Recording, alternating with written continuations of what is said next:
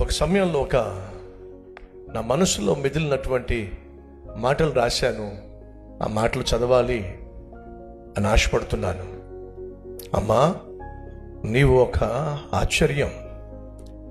నీలో ఉన్న ప్రేమ అద్వితీయం. నీ నవ్వులో ఉన్న స్వచ్ఛత సువర్ణం.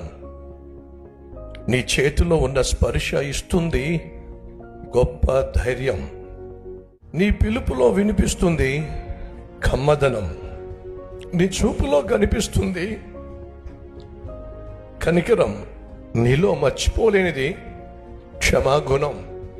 నీ ప్రార్థనలో దాగి ఉంది మా భవితవ్యం. నీలాంటి తల్లిని నిర్లక్ష్యం చేస్తే మానవ మనుగడకే ప్రమాదం.